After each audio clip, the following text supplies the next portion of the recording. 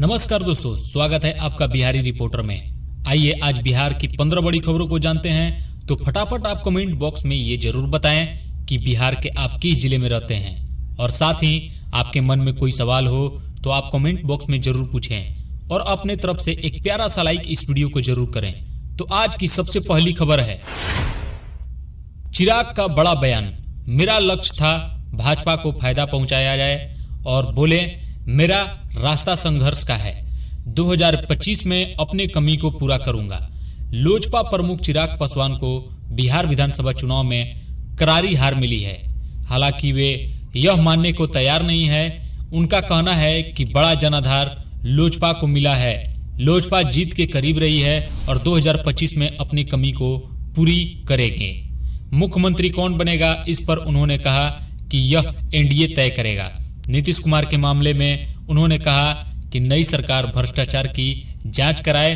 मैं उस पोजीशन में होता तो जांच कराकर नीतीश को जेल भेज देता। कहा व्यक्तिगत संबंध बना रहेगा लेकिन राजनीतिक विरोध भी बना रहेगा। धांधली या ईवीएम से छेड़छाड़ की बात को गलत बताया। कहा अगर परिणाम उनके पक्ष में आता तो ऐसा नहीं कहते। उन्होंने एनडीए की बड़ी जीत पर कहा कि बधाई के हकदार सिर्फ और सिर्फ प्रधानमंत्री हैं, उनकी वजह से भाजपा का प्रदर्शन अच्छा रहा, नहीं तो सीएम के खिलाफ कितना गुस्सा था ये सब जानते हैं।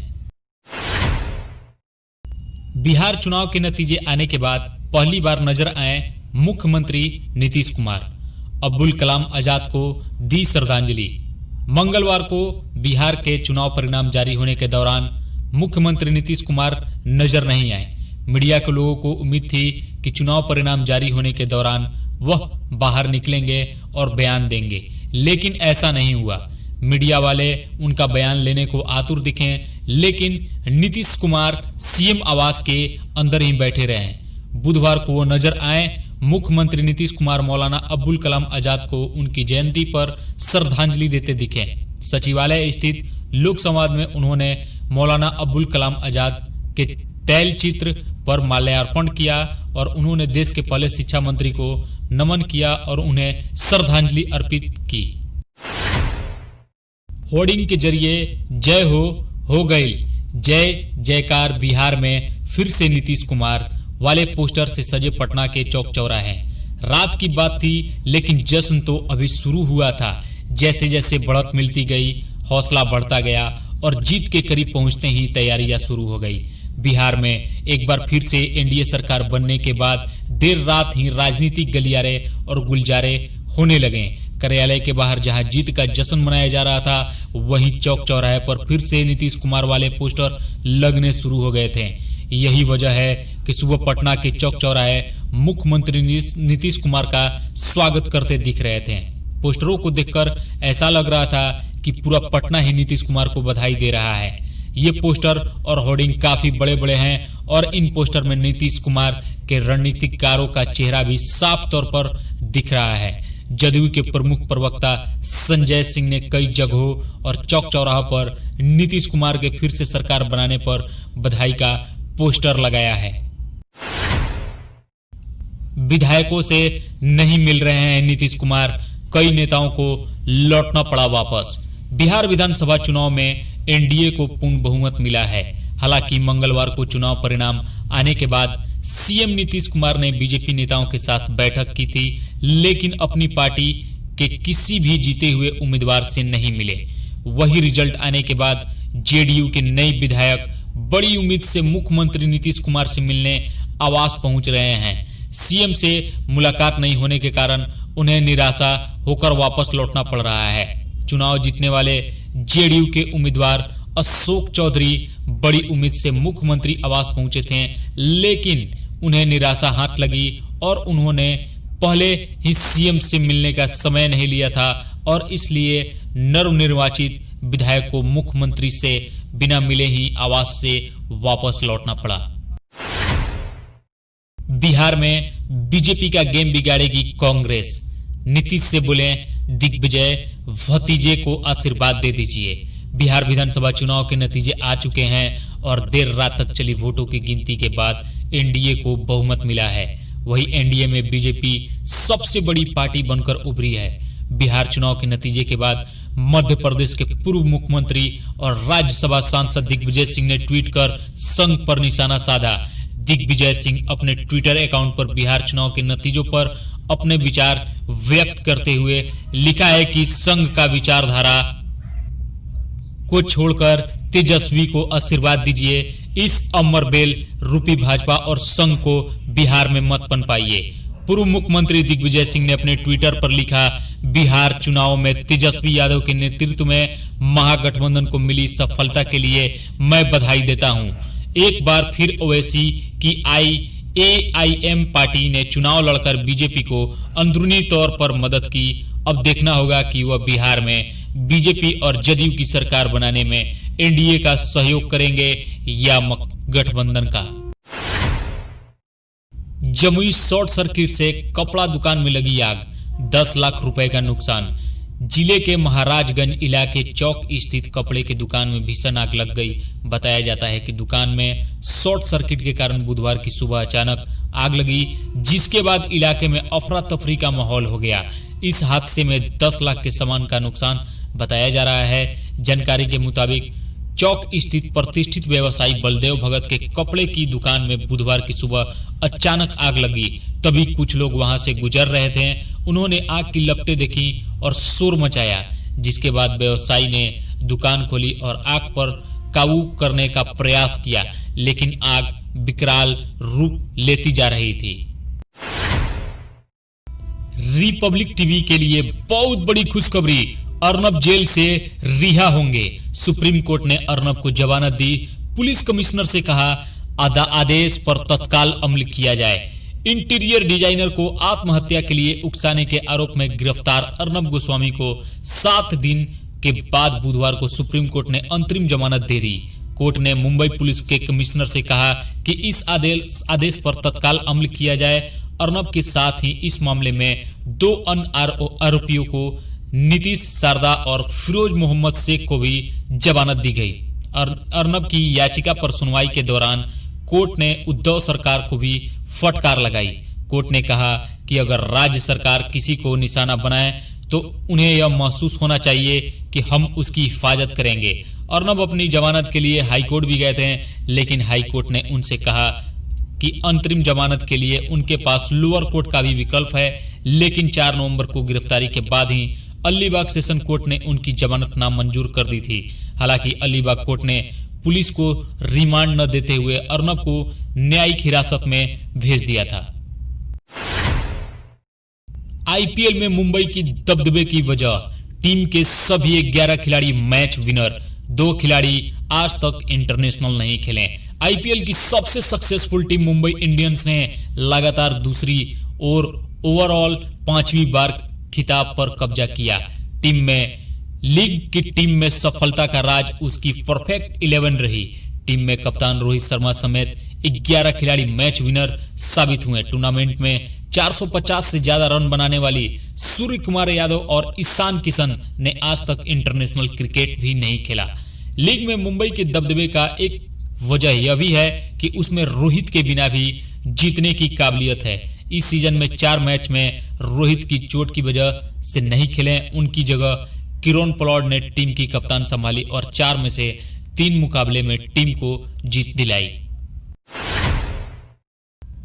बिहार के बाद अब बंगाल पर नजर, जानिए किस तरह दीदी के लिए खतरा बन गई भाजपा। बिहार विधानसभा चुनाव के परिणाम आने के बाद अब सियासी चर्चा का केंद्र पश्चिम बंगाल हो गया है, जहां अप्रैल मई 2021 में विधानसभा चुनाव होना है। बंगाल में ममता बनर्जी की तृणमूल कांग्रेस 10 साल से सत्ता में है। बंगाल की विधानसभा का कार्यकाल मई 2021 में खत्म हो रहा है। निश्चित तौर पर उससे पहले चुनाव हो जाएंगे। अगर 2016 के विधानसभा चुनाव और 2019 के लोकसभा चुनाव की तुलना करें तो यह तय है कि मुकाबला भाजपा और तृणमूल के बीच ही रहने वाला है। कांग्रेस और लेफ्ट पार्टियां का वहां इतना प्रभाव नहीं बचा जो कुछ साल पहले तक होता था।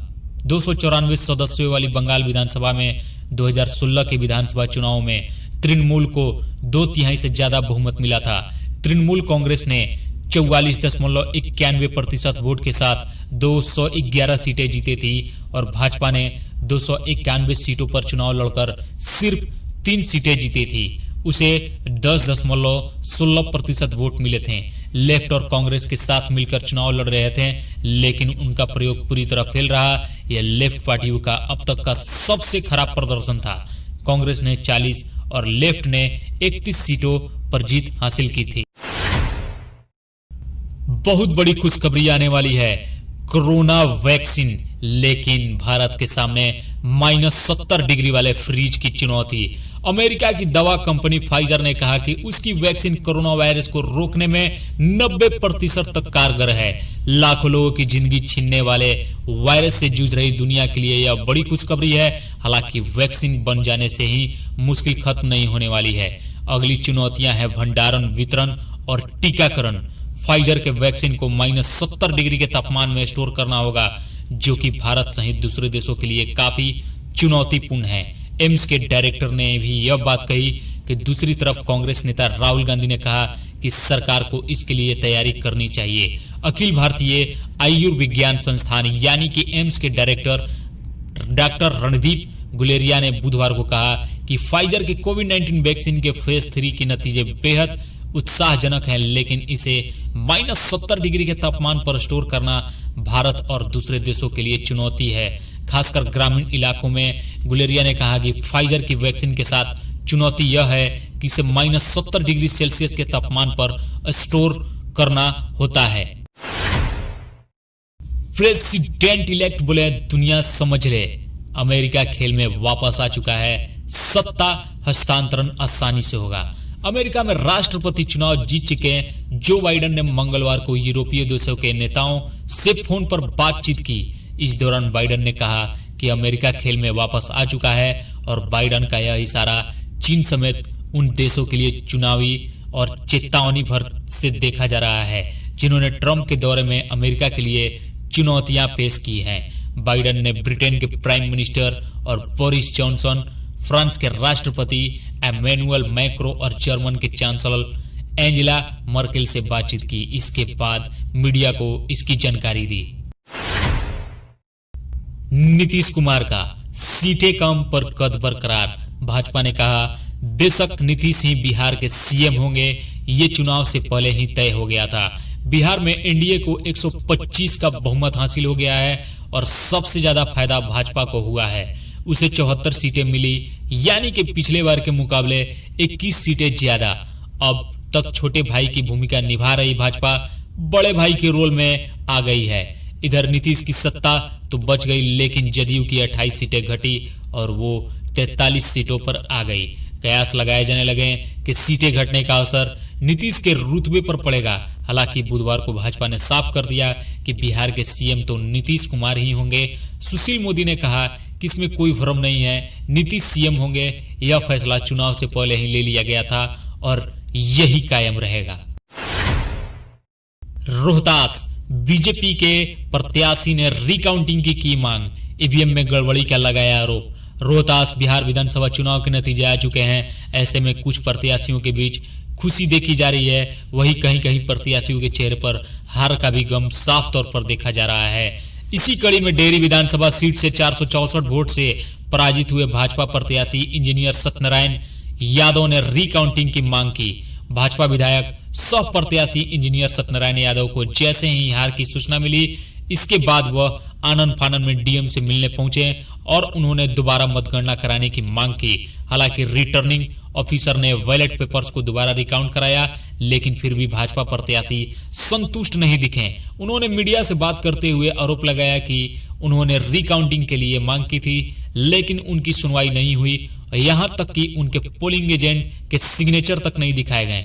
भाजपा विधायक ने ईवीएम में गड़बड़ी के भी सभी आरोप लगाए, साथ ही कहा कि मतगणना में धांधली की गई है। बता दें कि 15 महीने पहले विधानसभा उपचुनाव में डेहरी विधानसभा से रिकॉर्ड मतों से भाजपा विधायक इंजीनियर सत्यनारायण यादव को जीत मिली थी। वही इस बार महागठबंधन से राजद के प्रत्याशी फतेह बहादुर में 464 वोटों से शिकस्त दे दी थी। कोरोना के चलते दिल्ली में इस बार छठ पर्व की रौनक रहेगी फीकी।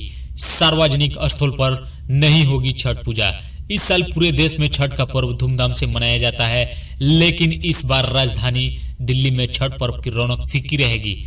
कोरोना के लगातार बढ़ते मामलों के मद्देनजर दिल्ली डिजास्टर मैनेजमेंट अथॉरिटी यानी कि DDMA ने यह आदेश दिया है कि इस साल सार्वजनिक स्थलों पर छठ पूजा का आयोजन नहीं किया जाएगा। हालांकि श्रद्धालु अपने घर में या किसी निजी स्थल पर छठ पर्व मना सकेंगे। इसके साथ ही छठ पर्व मनाने के लिए कोविड-19 दिशा निर्देशों का पालन करना भी जरूरी होगा। DDMA की ओर से जारी आदेश के मुताबिक दिल्ली में किसी भी सार्वजनिक स्थल, सार्वजनिक ग्राउंड, घाट और मंदिर में नवंबर के महीने में छठ पूजा का आयोजन नहीं किया जाएगा। सभी जिलों के डिस्ट्रिक्ट मजिस्ट्रेट और DCP को आदेश का पालन सुनिश्चित करने को कहा गया है। इसके साथ ही शांति, सौहार्द और कानून का व्यवस्था को बनाए रखने के लिए सभी DM और DSP को निर्देश दिया गया है कि वो छठ के त्योहार से पहले अपने इलाकों के धार्मिक, सामाजिक और लीडर्स छठ पूजा समितियों के साथ मीटिंग करें। यूरोपीय यूनियन ने दवा कंपनी फाइजर कोविड-19 वैक्सीन सप्लाई के लिए दी हरी झंडी। WHO ने कहा कि निष्पक्ष आवंटन हो। WHO के महानिदेशक ने कहा कि कोविड-19 का वैक्सीन लोगों के बीच निष्पक्ष रूप में बांटा जाए। WHO की तरफ से यह बयान ऐसे वक्त में आया है जब यूरोपीय संघ ने कोविड-19 वैक्सीन की 300 मिलियन खुराकों की आपूर्ति के लिए फाइजर बायोटेक को ग्रीन सिग्नल दे दिया है। बता दें कि अग्रणी दवा कंपनी फाइजर ने हाल ही में कहा कि उसके टीके के विश्लेषण से पता चला कि कोविड-19 को रोकने में 90% तक कारगर हो सकता है। कंपनी द्वारा सोमवार को की गई घोषणा का यह मतलब नहीं है कि टीका जल्द आ जाएगा। स्वतंत्र तौर पर डाटा के विश्लेषण से यह अंतरिम निष्कर्ष निकलता है।